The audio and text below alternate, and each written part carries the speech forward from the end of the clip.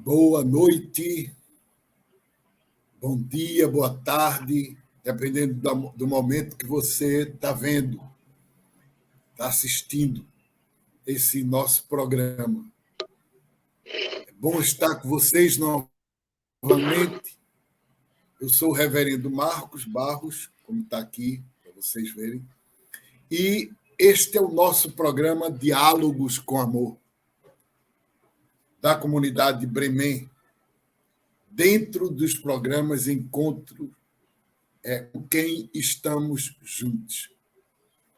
Então, queridos e queridas, hoje, novamente, a gente, nesse diálogo amoroso, nessa conversa amorosa sobre ecumenismo e coisas de igreja, hoje eu recebo com muita alegria um grande amigo, irmão, pastor da ISLB, Igreja Evangélica de Confissão Luterana no Brasil, nosso querido irmão Nicolau Paiva. Nicolau, meu irmão, seja bem-vindo. Que bom estar com você. Você está bem? Obrigado, reverendo Marcos. Eu estou bem, graças a Deus. No ritmo assim de tempo de Semana Santa, né? Mas fazendo com alegria. Não dá para reclamar. Eu fico contente que tem bastante trabalho, que aumenta nossas tarefas, mas é muito gratificante porque parece que é um momento que consegue envolver mais a comunidade do que outro momento do tempo comum, como chamamos assim, né? Nós temos uma programação toda para ser desenvolvida, está tudo assim, na perspectiva do Tríduo Pascal, e nós, já começou o domingo de Ramos, vai quinta, sexta, sábado e domingo. Então, quase assim, começamos um culto na quinta e vamos encerrar esse culto na sexta-feira, ou melhor, domingo de Páscoa, né? Isso é uma celebração bonita, o pessoal se envolve nessa coisa todinha. Que maravilha. Aí nós chegamos com uma perspectiva de envolver mais gente na preparação, porque somos pouco, né? Nós somos comunidade tão pequena aqui no Belém do Pará, né? A anglicana também pode falar disso.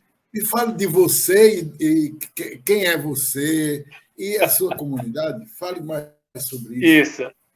Isso. Na verdade, a minha história, ela tem uma ponte, um pé inicial no sertão do Rio Grande do Norte. Eu sou sertanejo, né? Nasci na região das secas, né? Como o pessoal diz, no Nordeste, né? Polígono das secas. E aí eu, inicialmente, fui da Igreja Católica, fiz o estudo no seminário menor, depois seminário maior, com a filosofia e teologia católica, mas teve uma pausa aí no intervalo, e aí eu fiquei ausente, não afastei da Igreja Católica, e foi aí que eu conheci a Igreja Evangélica Confissão Luterana no Brasil, com a qual me identifiquei bastante. Tive o primeiro contato com Sebastião Gameleira, ele falando um pouco da Igreja Anglicana, mas como eu já tinha um contato com a Igreja Luterana, eu permaneci na Igreja Luterana, fiz a profissão de fé, inicialmente uma experiência diaconal, em Gravatá, Pernambuco. Vou resumindo, né, porque é muita história, né? Em Gravatá, Pernambuco, com a irmã Gerda Nieder, e tinha um trabalho inicial lá em Gravatá, no projeto Caminho, e que depois, hoje é o Proludos, né? Então, isso é interessante, esse viés diaconal no Nordeste, e a igreja tem uma presença muito desse viés diaconal, e tanto que tem uma ligação com a diaconia, especialmente a diaconia do SLB, mas a diaconia Recife, por ter essa ligação muito forte no Agreste, né? Então, isso é muito importante. E o engajamento ecumênico muito forte naquela região do Agreste, com a igreja anglicana, católica, movimentos focolares também. Então, me engajei também ali naquele momento. E a nível assim, mais de Pernambuco, foi no movimento interreligioso, lá em Recife, onde tive também a alegria de mais um momento estar com o Marcelo Barros, fazia parte desse grupo interreligioso, aliás, faz, né, parte desse grupo. A reverenda Lilian, conheci também lá. Então, é interessante. E depois, aí, mas como é que eu chego na Igreja Evangélica Confissão Luterana no Brasil? Então, através de um projeto, conheci lá em 1993, 96, mais ou menos, no Projeto Caminho. Fiz a profissão em 96. E aí, quando foi em 97, fiquei em Gravatá todo, com a irmã Gerda Nide, com uma experiência e também a abrangência do Norte-Nordeste, já tinha uma ligação com o Norte-Nordeste. Foi também nesse período que eu conheci a pastora Marga, a Nazaré, a educadora Nazaré, e Sá, né? E também da Pastoral Popular Luterana, que fez toda uma ligação nossa na União Paroquial Norte-Nordeste, por sermos da Pastoral Popular Luterana. Em 2018, melhor, 2000, agora me atrapalhei agora, 1996, 1998, fui para a ESP, a Escola Superior de Teologia. Complementei a teologia e depois fui enviado para os campos pastorais. O primeiro foi Santa Vitória do Palmar, o segundo foi Colniza, no Mato Grosso, o terceiro, Gravatá, Pernambuco, aliás, Balsas, Maranhão, o quarto, Gravatá, e o quinto, pastorado, Belém do Pará. Então, eu estou aqui. É o quinto pastorado meu.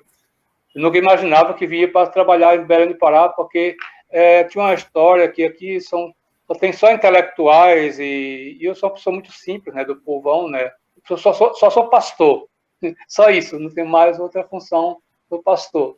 E educador popular, né, educador comunitário, social, como eles chamam também, esse é o meu jeito. Mas chegando aqui, fui me entendendo, me identificando com a paróquia, e também o perfil muito parecido também com a Gravatá, e nessa perspectiva diaconal, e aí foi me interessando também. Então, 2019, 15 de fevereiro, estava aqui já, e aí comecei essa caminhada aqui em Belém do Pará. 2019 consegui fazer uma adaptação, mas 2021 foi um pouco pesado para essa adaptação.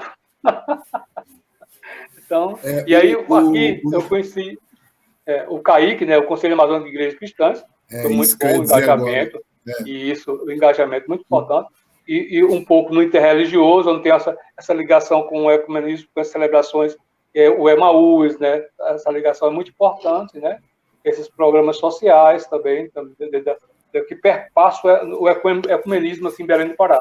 E o CAIC foi assim... Nicolau também é coordenador do CAIC, Conselho Amazônico de Igrejas Cristãs. Isso, bem lembrado. Eu também sou, então comigo... Isso. Nós estamos juntos nisso. Né? Então, Nicolau, você sempre teve assim, uma abertura assim, em sua cabeça, sua mente, sua maneira de pensar a igreja. Você sempre foi uma pessoa aberta ao ecumenismo ou você o descobriu em algum momento? Eu acredito que tem muita ligação com a minha... meu início, lá na cidadezinha onde eu nasci, né? O meu avô era muito dedicado, no popular chama sacristão, né? Católico, e ele era um homem que tinha muita amizade com os crentes, como a Assembleia de Deus, como chamava. Muito respeitado pelos crentes, né? Então, essa amizade com os crentes. E esses crentes, a maioria deles era meu tio, minha tia, nós não desfazia, né? Por causa do respeito, né? E meu avô pela amizade que eles tinham com ele. A minha mãe também é uma mulher muito religiosa, dedicada às vocações sacerdotais, como oração e também como ação de arrecadação para ajudar as vocações sacerdotais. E ela senta semanalmente com a senhora da Assembleia de Deus para ler a Bíblia. Essa coisa mais individual, não tinha uma coisa organizada, né? E aquilo para nós era uma coisa mais comum possível. A gente escutava as falas, as conversas delas duas. Eu acho que ela não tinha nem a consciência de ecumenismo, essa coisa todo dia, mas já praticava na vida pessoal essa amizade. Eu costumo falar uma coisa bem interessante que me chamou a atenção, e até eu como filho. A minha mãe morreu muito nova, 66 anos. A cidadezinha tem 3.500 habitantes. No dia do falecimento da minha mãe, tinha mais de 5.800 pessoas, mais ou menos alguém contou assim por alto. E aí o pessoal me fez essa leitura. O meu irmão, que é padre, disse: "Mano, eu não tenho condições de fazer o sepultamento, que você possa fazer o sepultamento, né?" Meu irmão é padre, né? E eu sou pastor luterano. Fiz tranquilo, porque a minha mãe tinha deixado uma história muito ligada assim, assim, com essas pessoas, né, e estava lá. Então, eu fiz uma mensagem muito aberta, e foi interessante isso para mim, assim. Então, tem essa raiz. Quando eu cheguei em Recife, no Instituto de Teologia de Recife, e foi muito interessante, porque os encontros que tinha lá, e na própria ITA tinha pessoas de outras denominações religiosas, e que vinham fazer intercâmbio, coisa assim. E minha casa, o reitor da universidade disse assim, pediu para pousar algumas pessoas, porque era de outra religião, né? Então, foi muito interessante, né? Porque eu já estava morando fora do seminário, mas continuava estudando teologia. E aí, como o colega era da igreja luterana, o da metodista, as pequenas comunidades católicas de seminaristas não conseguia acolher, porque tinha todo um critério com a anunciação, com o anúncio apostólico lá de Roma, né? Então, isso aí me aproximou cada vez mais a aproximação. Agora, teve uma coisa que me chamou a atenção, que foi no ITA que eu descobri isso, porque com a questão do interreligioso com foi o povo em Recife. Foi onde? No ITA. ITER, Instituto de Teologia, ITER, Instituto de Teologia do Recife. Isso, perfeito. E agora uma coisa que foi descoberta minha, que me chamou a atenção, mudei de pensamento, é porque no interior quando falava assim, o povo de terreiro era Xangô, era para fazer maldade, isso é o que falava, aquele conceito, né? E em Recife, eu tinha uma cadeira de antropologia filosófica, e tinha uma pesquisa. Eu me desafiei a fazer a pesquisa no meu próprio bairro, onde morava, e interessante que tinha uma igreja católica, uma Assembleia de Deus, e 4 terreiros de santos. Isso foi, né, no bairro onde morava, em torno de 4.000 habitantes ali, assim. Então, foi muito interessante. Eu comecei por aí, eu me lembro até hoje, a Mãe Pinça. E uma coisa muito interessante, a Mãe Pinça e o filho muito engajado na associação de moradores, nos trabalhos da comunidade, na parte social. E foi uma amizade construída. Hoje ela já faleceu, mas o filho dela, nós temos uma boa amizade até hoje. Continuo no terreiro lá, e eu tenho uma boa amizade com esse pessoal. Para mim, foi assim, nessa parte aí foi uma abertura. A partir dessa cadeira filosófica, foi muito interessante. E um outro trabalho que eu fiz, mas já tinha uma amizade com os evangélicos luteranos, foi um pequeno trabalho na área de história com o Bill Vicente sobre Lutero e as reformas. E aí hoje, olhando hoje é um trabalho pequenininho, né? Mas naquela época era um trabalho muito importante de pesquisa, dos livros. E eu dizia assim, poxa, por que no livro de história só tem um artigozinho sobre a reforma e um artigo contra a reforma? Hoje, no livro de história, já tem umas 2, até 4 páginas sobre a reforma luterana, né? Isso é interessante, isso, no livro de história, né? Verdade. Então, onde eu passo, reverendo, é muito interessante no meu pastorado, no estudo, nos estágios de faculdade, e onde eu passo como pastor, a aproximação com o ecumenismo e com o interreligioso. E aí, a reflexão, a minha contribuição também, da experiência de viver essas coisas também. E daí nós ligamos com o social, nas questões de olhar as questões sociais conjuntamente, não mais sozinho, né? E as celebrações também, claro. A Semana da Unidade dos Cristãos, o Dia Mundial da Igreja. Santa Vitória do Palmar não tinha essa experiência. Aí, com a minha chegada, eu fiz amizade logo com o senhor da Assembleia de Deus, lá do Quadrangular, uma igreja pentecostal logo ao lado da paróquia. E aí, com o padre Marquinhos, foi muito interessante que ele disse, poxa, Nicolau, essa paróquia pentecostal estava ao lado da minha igreja aqui, mas eu nunca cheguei lá para visitar. E a partir dessa chegada, nós conversamos, aproximou essa amizade com o próprio vizinho, né? E muito respeitoso, né? Isso é muito interessante. Né? Então, coisas assim, muito legal. Aí, pronto, aí eu passo já, né? Então, facilmente, né? Foi uma facilidade. E 2019 foi... Sim, aí 2019 foi uma experiência muito, muito rica também para nós, tanto luteranos como anglicanos, né? a presença nossa, a convite do Papa Francisco, para que, em nome do CAIC, nós pudéssemos representar. Nesse momento era o reverendo Cláudio, né? Era eu como coordenador e o reverendo Cláudio também. E aí o leigo Daniel também, um leigo, né? Muito interessante. Nós conhecemos um pastor da Assembleia de Deus, a convite do Papa Francisco, lá de Imperatriz, foi muito legal. Uma experiência riquíssima. Ele esteve no programa desse comigo aqui. Pois é, eu perdi aquele dia. Eu soube. Muito bom. Um rapaz excelente. Professor de História, questionador. Foi questionado porque foi para o Vaticano com a gente, né? Como é que o Papa ia convidar um assembleiano, né? E também um presbiteriano lá do Peru, que nós conhecemos também, o Pedro, né? Foi muito legal, uma experiência muito boa. Muito bem, muito bem. Então, Nicolau, para você, qual seria uma dificuldade do ecumenismo, das relações ecumênicas, que existe até hoje? Isso. Eu acho que há um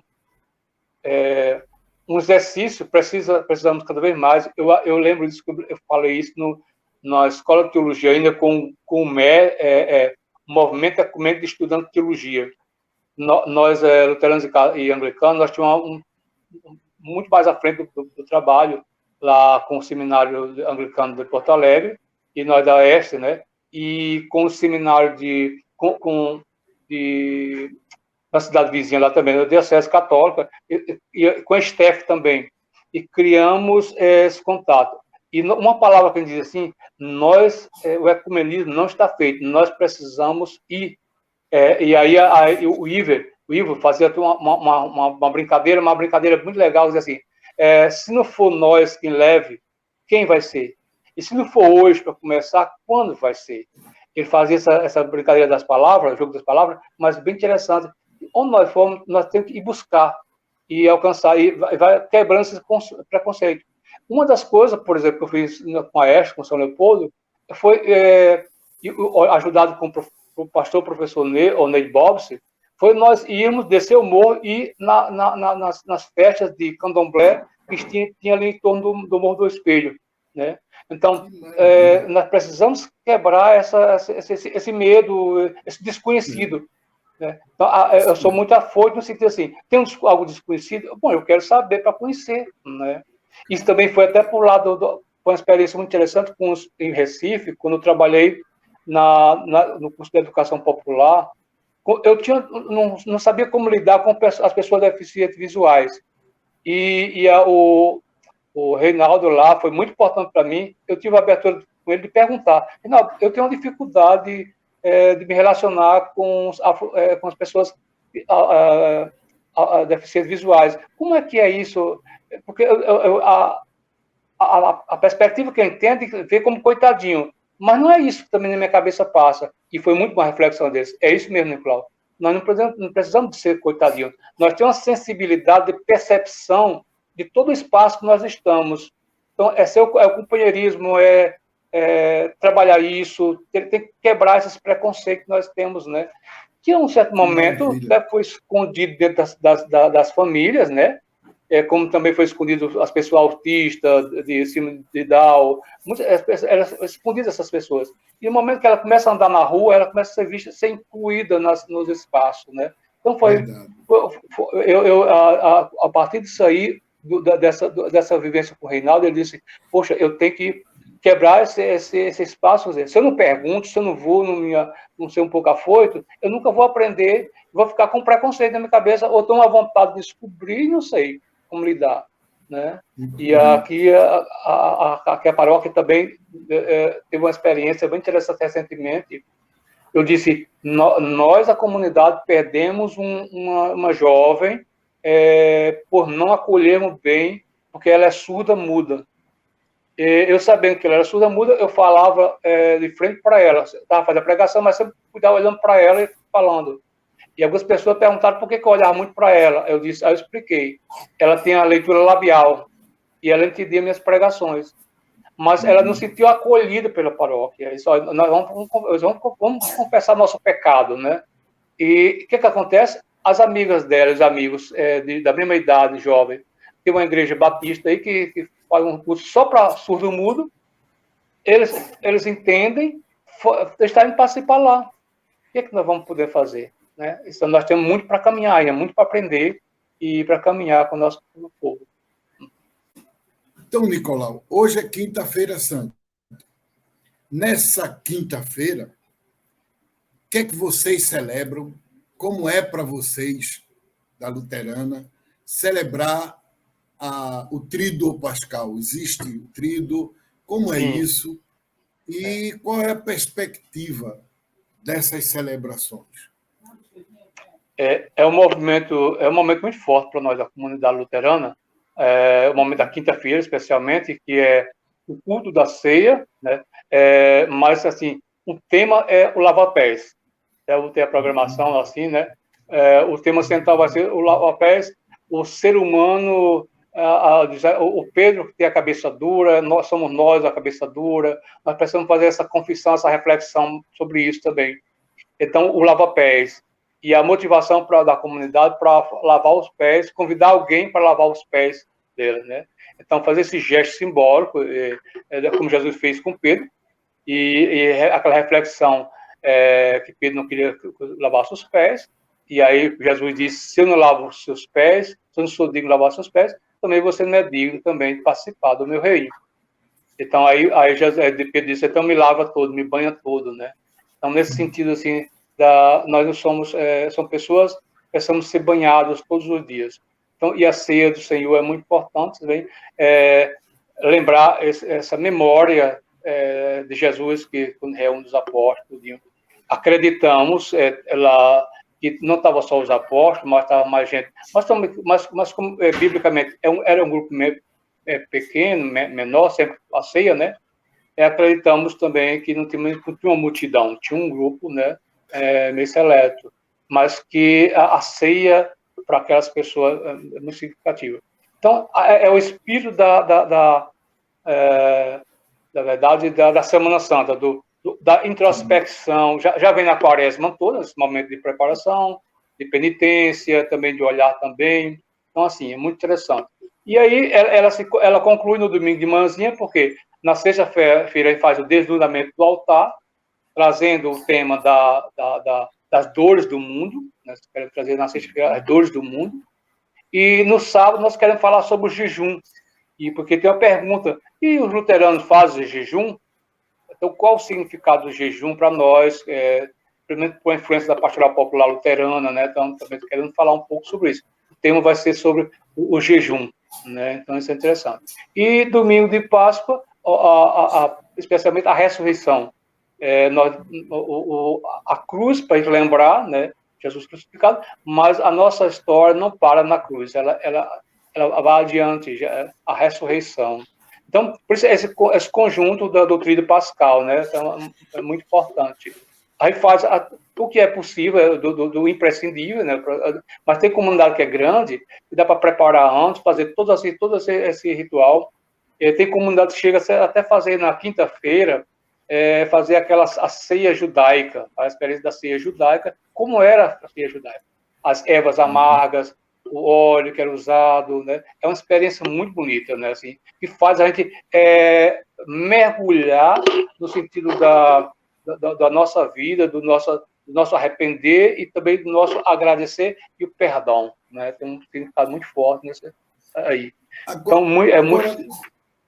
Nicolau, me diga uma coisa. Hoje, a gente tem uma sociedade que não é muito religiosa. Uma sociedade que cada vez mais se abre ao mundo não religioso, né? Uma sociedade que tem valores bastante difíceis para a religião. Embora, às vezes, o mundo pega a igreja e toma a igreja com os valores do mundo. Mas, levando em consideração os valores da igreja e os valores da sociedade, como ver hoje, como a gente pode hoje, assim, viver a ressurreição, viver a celebração, mas não apenas a celebração litúrgica, mas, acima de tudo, a renovação que traz a ressurreição. Uhum. É bem interessante essa pergunta, reverendo, porque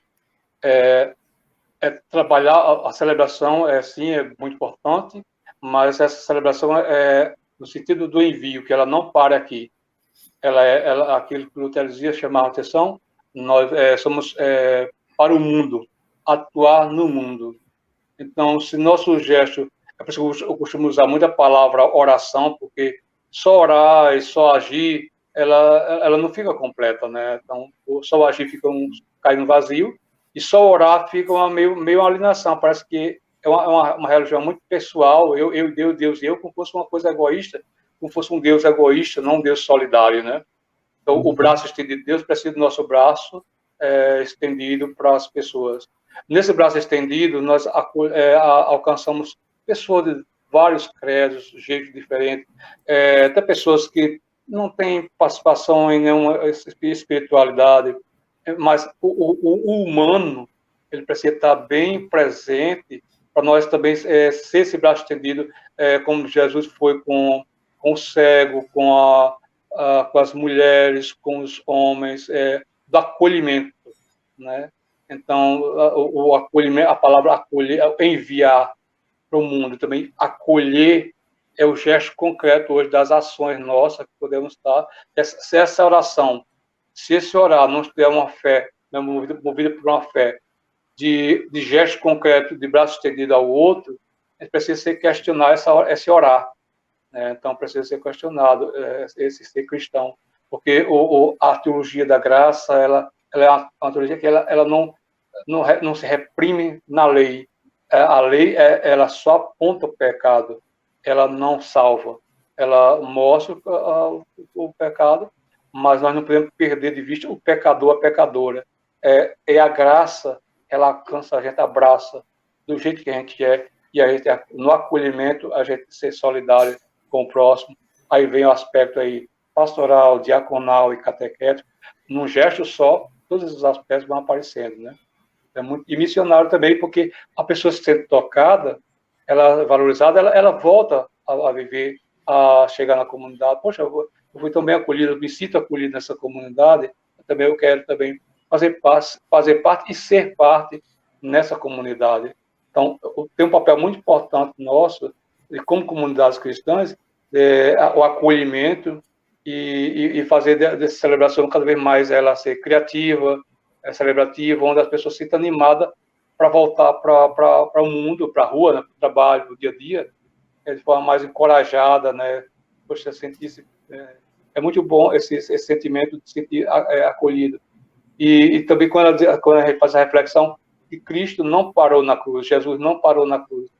Ele dá o sinal a ressurreição, ela tem um sinal transformador. Ele não para numa lei, que é isso. O caminho está aí. Se nós queremos olhar a lei, precisamos olhar, é a questão ética. Então, nós temos os 10 mandamentos que nos orientam para a questão ética. Até eu diz assim, uma das reflexões uma vez eu fiz assim, e eu perguntei quantas leis tem a nossa Constituição brasileira. E aí a pessoa, quantos artigos? Poxa, então, tem mais ou menos, parece que 300 e poucos artigos, né? Eu disse, olha, para nós vivermos como pessoas no mundo completo, bastaria os 10 mandamentos. Se nós conseguíssemos viver os 10 mandamentos, nós estaríamos bem equilibrados, ficava fácil o pessoal memorizar os 10 mandamentos e começar a trabalhar isso no seu dia a dia. Era completo, não precisava de tantas leis, como 300 e poucos artigos, por exemplo. Né? Então, foi muito interessante. Sim mesmo. Então, sobre Páscoa, tem duas coisas que sempre vêm em minha cabeça. Uma foi, certa vez, em uma comunidade, eu perguntei qual é a celebração mais importante do ano para o cristianismo, para a igreja. E todo mundo quase, acho que foi 100%, acho, disse, é Natal. Né? E eu disse, olha, não é não. É Páscoa. Não é Natal? Não, não é Natal, é Páscoa. E a razão é muito simples. Se ele não tivesse ressuscitado, a gente não estava mais aqui hoje. Nem interessava quem nasceu. Nem interessava quem nasceu. Né? Então, para as pessoas entenderem isso, não foi fácil. Ora, o que é que eu quero, onde é que eu quero chegar? Que nós vivemos uma umas celebrações, como você estava dizendo, muito especial, que a igreja realmente tem nesses dias, mas também todos os meios de comunicação dizem amanhã começa o feriadão. Uhum. Não é? Ou seja, chama de feriado. Não é dia santo, é feriado. Feriado é uma coisa, dia santo é outra coisa. E é importante a gente. Aí a minha pergunta é: faz sentido no mundo de hoje a gente ainda chamar de dia santo, a gente dizer ainda Semana Santa, ou seja, a semana que os dias, cujos dias são santos?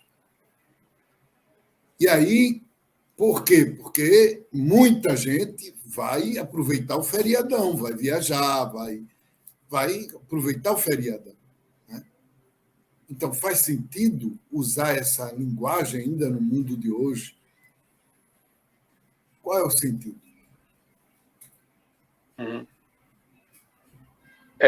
Tem alguém diz assim, vamos pegar a estrada, vamos para o interior. Eu vi muito essa palavra. Não vou para o culto porque eu vou para o interior. Eu fiquei pensando assim, então, o celebrar em comunidade, qual o significado mesmo da comunidade? Porque quando a gente vai celebrar aqui em comunidade, é porque a gente tem um valor de comunitário e quem quer celebrar junto, vou trazer minha família para celebrar junto, né? Então, não é, então o feriadão ele é muito forte, influencia até nós, né? De cristãos e cristãs, né? Então, está mais forte o feriadão, porque quer se livrar um final de semana, um serviço pesado de trabalho e tal, quer dar uma espichada, mas esquece do celebrar dessa vivência. Alguns vão para a família, né? Conseguem encontrar uma família para fazer um pouco de celebração. Até tem um motivo, tem um caderninho de celebração em família. É uma coisa que a gente pode pensar também, uma celebração em família, já que não vai participar do culto na comunidade, mas vai viajar e pode estar em família, que possa, com essa liturgia familiar, fazer uma celebração familiar, pelo menos, né? Já é uma coisa boa, né, nesse sentido. Mas é muito forte esse mundo secular que pegaram o calendário cristão e reforçaram para a sociedade como um calendário geral, né? Mas dando outro sentido, caso, mais comercial. Pois é, assim, então, como é que eu vejo isso? Como trabalhar isso, né, Reverendo? Nas famílias, quer dizer, sem perder o sentido comunitário da Semana Santa, no dia santo, né, e da Semana Santa. Essa é uma exato. pergunta que é um desafio para nós. Isso aí Pois é, como fazer na prática. e até porque eu pergunto, será que a igreja não tem culpa disso? Porque, por exemplo, de ter transformado a Eucaristia, que é a partilha de vida, num rito que, para muita gente, tem um valor grande, mas naquele momento e acabou. Uhum. Entende? É um valor muito santo, muito especial, mas naquele momento e não na minha vida.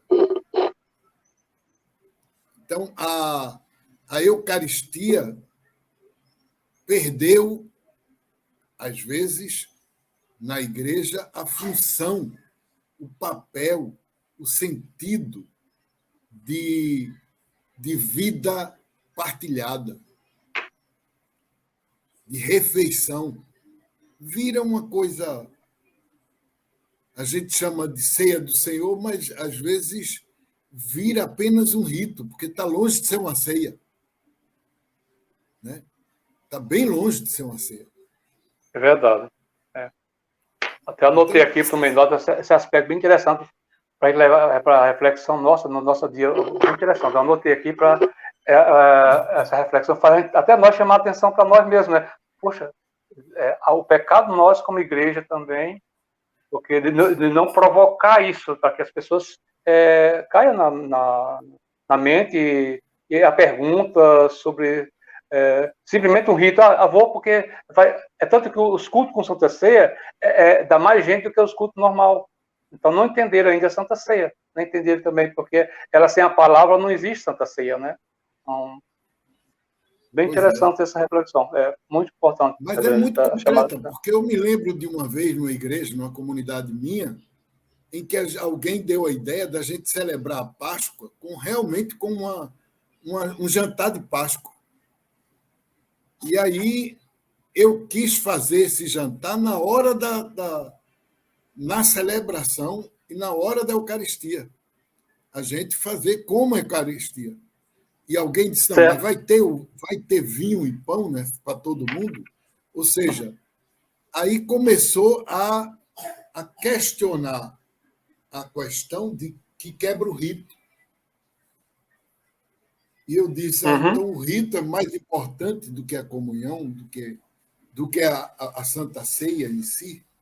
Quer dizer, para nós o rito termina sendo mais importante, né? Infelizmente. Então, talvez a igreja tenha perdido muito nisso. Não é? Nos espaços não foi possível já fazer a ceia judaica, a comunidade foi toda preparada para esse momento, para poder entender a ceia judaica. E foi interessante, e também o pastor e a equipe que preparou, mas falou assim, quem quer participar, se inscreve, vai ser um culto especial, para poder a gente trabalhar um pouquinho, até para a gente se entender, para poder saber comunicar para os outros membros, para a maioria dos membros, porque se você for fazer de uma vez tudo, com todos, pode ser que ele escandalize, né? É uma coisa tão simples, mas pode ser que se torne um escândalo, né? Então, fazer a ceia judaica para quem quer. Você tinha 100 pessoas, 200, né? E na época foi assim. Então, se preparou para 200 pessoas. Então, a lista de pessoas participar, experimentar isso. E como foi interessante que a descoberta, depois a fala das pessoas, né? Poxa, a ceia vai parar para a gente falar sobre a vida da gente, como é que estou a minha relação com Deus e comigo. É hora como é mesmo? Eu estou sabendo, eu estou querendo mesmo perdoar e ser perdoado. Quando a ceia a memória do perdão, né? Do velho Adão afogado e ressuscitado em Jesus, né? Então trazer essa memória bem forte, né? E a Páscoa judaica provocou isso, né? Trazer essa memória bem forte assim, na vida real, não na vida assim só simbólica, então de um rito, né? Então é um rito, eu vou lá, ainda tem membros assim até gente da direção da igreja assim, olha, pastor, hoje faça um culto mais rápido, né? Faça uma ceia, mas faça só uma coisa mais rápida para a gente, quer dizer, só o rito terminou ali para ir embora. Já chega atrasado, mas quer sair mais rápido para só para outro dia. E até a questão dos textos bíblicos, eu tenho fortalecido, não deixo de ler todos os textos do culto. Para o pessoal abrir a Bíblia, já que eu não consigo fazer muito estudo bíblico, porque o pessoal não quer, né? Vou ser sincero, acho que vocês já sabem tudo de Bíblia, né? Eu ainda estou aprendendo, mas vocês já sabem tudo, eu até brinquei um pouco. Então, vamos ler os textos. Esperamos cada um abrir a Bíblia, pegar o texto lá, ler, acompanhar. Esse exercício de abrir a Bíblia. Aí quer abrir pela página. Tá, tudo bem, mas vamos procurar o livro mesmo. Mas sim, vai lá no índice. Levítico, então abra lá, livro tal, página, capítulo tal, versículo tal. Os capítulos estão um número bem grande, versículo estão um número pequeno. É fácil. Faça esse exercício. O pastor espera, não tem problema. Você fez esse exercício e tem incomodado, sabe? O pessoal tem. A maioria está gostando, né? Porque. Mas... Que bom, que bom. Me diga uma coisa, assim, para a gente ir já caminhando para o encerramento, né? Nesse momento tão difícil de desesperança das pessoas, por exemplo, mesmo quem sempre foi muito ligado à luta do povo, anda muito desesperançado, né? Então, nesse momento de desesperança, nesse momento de dureza que o povo brasileiro tem vivido, que não enxerga assim muita muita perspectiva boa, aliás, nenhuma perspectiva boa para o futuro. A pergunta que eu faço é: como celebrar a Páscoa em meio à desesperança?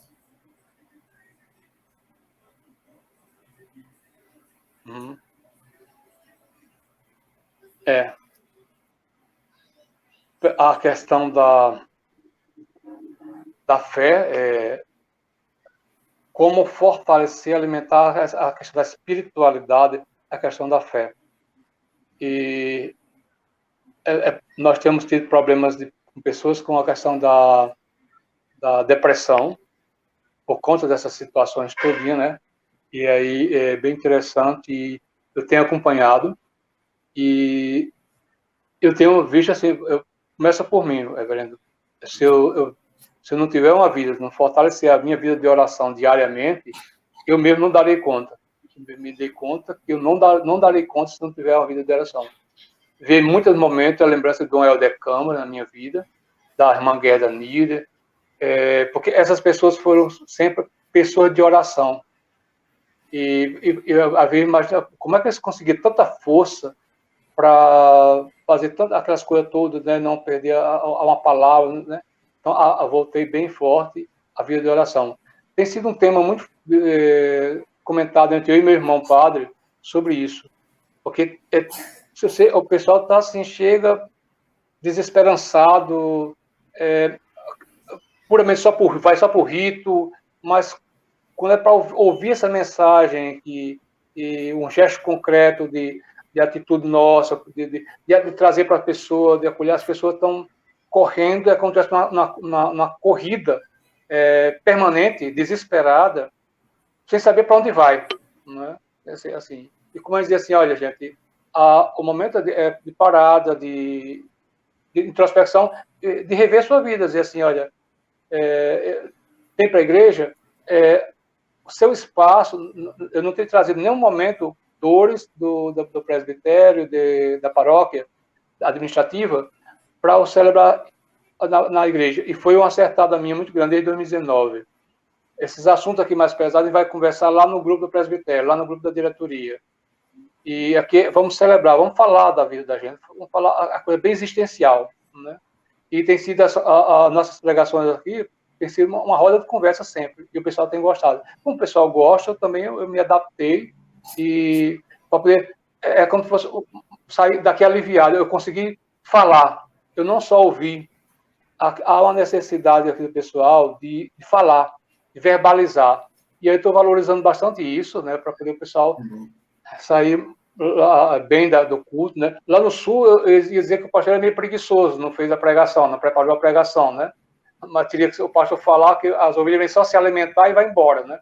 Uma pessoa que não gosta só de receber o alimento, elas gostam também de compartilhar, e aí a minha reflexão de ajudar, o que motiva a gente? É a ideologia, é o social, mas o que está motivando? Vamos rebuscar isso. Então, tem sido sempre a fé. Você percebe a espiritualidade? Essa aí é que segura a gente. Aí a gente evita uma depressão, se a gente começar uma tristeza, mas logo volta para o normal, vai começando a se equilibrar. E aí a gente também vê que o problema não está acontecendo só comigo, essa desesperança. Exato. Pessoas que eram ligadas ao movimento popular tá desesperançado, né? Só nós temos que começar de novo pelo começo. Né? Exatamente. Eu sempre penso que a desesperança ela vem quando as nossas perspectivas, as nossas, vamos dizer assim, aquilo que a nossa esperança, mas não gostaria de botar o nome de esperança, gostaria de dizer aquilo que as nossas expectativas. Quando as nossas expectativas caem por terra, e aí a gente não enxerga como mais viver aquelas expectativas. Aí a gente começa a perder a esperança. Eu tenho a impressão que isso acontece a partir qual Jesus, qual Messias que a gente acredita. Quando é o Messias glorioso, o Messias da pompa, o Messias do poder, o Messias que tudo pode, o sangue de Jesus tem poder e tudo mais. E aí a gente cai, a gente está na queda. Vem, mesmo que a gente não tenha coragem de fazer, vem a pergunta: cadê o teu Deus? Que o Salmo faz. Onde está o teu Deus? Né? Mas quando o nosso Messias é o Jesus da cruz, o Jesus que foi esculhambado, que sofreu prisão, tortura e assassinato, aí a gente consegue enxergar além das nossas expectativas. Aí penso que eu me lembro de uma palavra de Isaías, que eu não lembro agora para citar a citação, mas que diz: cortaram o povo de Israel como se fosse um cepo, cortaram na raiz. Mas Deus faz brotar dentro do cepo, daquele pedaço de árvore só, Deus faz brotar um novo ramo. E dali sai o Messias.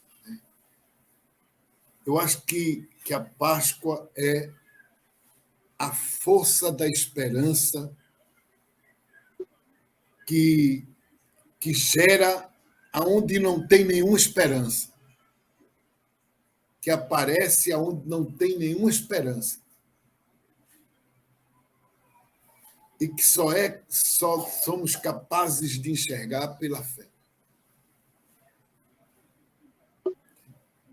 Então, para mim, a Páscoa é o remédio contra a desesperança. É uma das festas que eu mais adoro, porque me enche de força, me enche de esperança. Agora nós vamos ouvir nosso querido irmão Marcelo. Marcelo vai trazer uma palavra para nós. Marcelo, com você a palavra, querido. Queridos irmãos e irmãs, que alegria o fato de que neste ano, de uma maneira muito singular, muito significativa, há uma coincidência entre a celebração cristã da Páscoa e a celebração judaica. As comunidades judaicas das sinagogas no mundo inteiro começam a Páscoa amanhã, no dia 15 de abril. E do dia 15 ao 23 é a grande semana da Petchá, da Páscoa judaica. Toda a recordação da libertação do Êxodo, as comunidades chamam a festa da nossa libertação. Já pensou a gente celebrar hoje no mundo a festa da nossa libertação? E aí vem as igrejas cristãs. É verdade que a Páscoa é celebrada mais pelas igrejas cristãs históricas e não tanto por todas, mas de alguma forma, querendo ou não, há uma recorrência a esse tríduo pascal, a Semana Santa, a Sexta-feira Santa, ao domingo da ressurreição, em todas as igrejas. E aí não é uma questão de aniversário. Ninguém sabe o dia que Jesus morreu exatamente. Não é apenas para lembrar e a gente se entristecer pela lembrança, mas é principalmente para receber a força do amor pelo qual ele deu a vida. Infelizmente, a linguagem das igrejas cristãs católicas, católico-romana, e também as igrejas evangélicas e ortodoxas, ainda é uma linguagem muito sacrificial. E a gente tem que tomar cuidado para não passar a imagem de que Deus é um pai tão cruel que quis que o filho dele morresse, e morresse de uma maneira violenta, muito violenta, para ele poder reconciliar-se com o mundo, para ele perdoar o mundo pecador. Isso é uma coisa horrível, uma linguagem cruel, violenta e que acaba justificando muita violência no mundo. A gente tem que tomar todo cuidado para evitar esse tipo de linguagem. Na América Latina, na espiritualidade libertadora, nós falamos muito mais do martírio de Jesus, o testemunho que ele nos deu. Jesus foi assassinado, Jesus é uma vítima dos impérios do mundo, como hoje muita gente, multidões de pessoas são vítimas desse mesmo império. Os impérios mudam de nome, mudam de gerentes, mas eles continuam assassinando uma multidão de pessoas. Hoje são povos crucificados. E a gente não diz isso para justificar ou legitimar o sofrimento. Já houve uma época no cristianismo colonialista que se dizia os negros, os índios estão na cruz, estão sofrendo, mas assim eles vão para o céu. E não é essa nem a visão que a gente pode ter, e a gente sabe que não é o projeto divino. O projeto divino é que nós nos unamos todos para tirar da cruz os crucificados. E neste dia em que quase se encerra o acampamento Terra Livre, 8.000 representantes de povos indígenas em Brasília, protestando, denunciando a cruz que o latifúndio, que o governo genocida que nós temos, que toda essa elite do atraso, como chama o Gessé de Souza, provocam cada dia para os povos indígenas, nós temos que nos solidarizar a eles, agradecer a eles que são testemunhas da ressurreição e da vida e nos juntar a eles nessa grande caminhada pascal. Feliz Páscoa para vocês.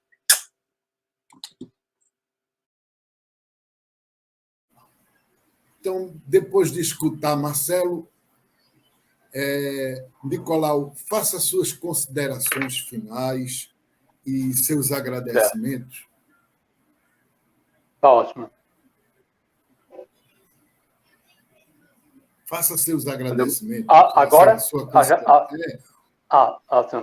Não, é muito importante essa fala. Na verdade, esse programa, Reverendo, Diálogos com Amor, é o amor mesmo, está falando do amor verdadeiro mesmo, porque é provocação para nós e é muito importante.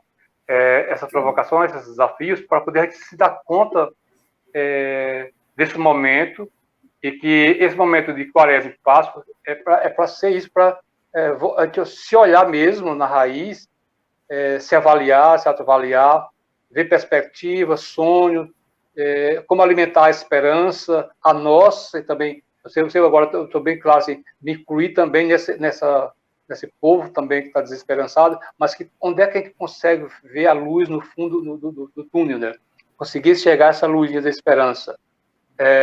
Eu tenho até também, assim, estendendo aqui para o pessoal do DASAC, que é o pessoal, tem várias pessoas de religião diferente, né? E nós temos conversado um momento também assim, ter feito a reunião com uma oração. E depois tem dia que a gente conversa um pouquinho sobre isso também, interessante, né? Quer dizer, como é que nós estamos vivendo alimentados? Então, o que nos alimenta está na reunião não é o partido, não é a ideologia, mas uma esperança que algo novo pode acontecer, vai acontecer. E nós estamos exercitando, tentando fazer o que a gente pode nos alcances para dizer, para fazer alguma coisa junto. O provocante é sobre o Parque Linear Poliesportivo Maga Road, mas isso está provocando o encontro da gente. E a gente está chamando atenção, poxa, o chamativo é isso, mas nós terminamos conversando de coisas existenciais nossas, está sendo muito interessante. Então, isso várias oportunidades, né? Então, esse programa eu agradeço muito, eu acho que alcança com certeza muita gente, pode levar também essa perspectiva, né? Essa pergunta, essa provocação. Porque não adianta só se dignar e pronto e parar. Não. É a pergunta, poxa, nós estamos sendo provocados, e o que nós estamos fazendo? O que nós podemos fazer? Ser um braço estendido para o outro, ser uma resposta com sentido para as pessoas, no levar essa mensagem e também no ser essa mensagem também na vida própria da gente. Como eu falei, a questão da oração, para mim, ela é completa nessa época de Semana Santa, especialmente orar e agir. Agir e orar, ela complementa. Se não ficar só em uma das partes, vai cair muito fácil, né? Então, é o que nos sustenta. Que maravilha. Dê a bênção para nós, para todos nós, Joia. Eu e todo mundo que está assistindo o programa. Que está vendo. Gratos somos Deus ao Ti, ao Pai, por estarmos aqui nessa oportunidade de irmãos e irmãs que nos assistem nesse momento e pode também beber dessas palavras também com a gente. E que Deus, através da divina Ruá, o Espírito Santo, Deus Pai, Filho, que quer caminhar, descobrir cada vez mais diariamente, nós possamos estar sendo abençoados e ser um braço estendido para o outro. Em nome do Pai, do Filho e do Espírito Santo. Amém. Amém. Amém, meu irmão. Muito obrigado pela participação, muito obrigado por aceitar o convite nosso, estar aqui com a gente. Eu agradeço, sim. Foi muito bom a conversa com você, meu irmão, companheiro, Nicolau Paiva. Estamos juntos nessa luta e nessa mesma esperança. Então, uma boa sexta-feira, um bom sábado de aleluia e um domingo da ressurreição, que seja a ressurreição em todas as nossas vidas. Amém? Amém. Isso. Amém. Obrigado. E até a próxima. Valeu. Se Deus quiser. Até a próxima. Até o próximo programa Diálogos Como.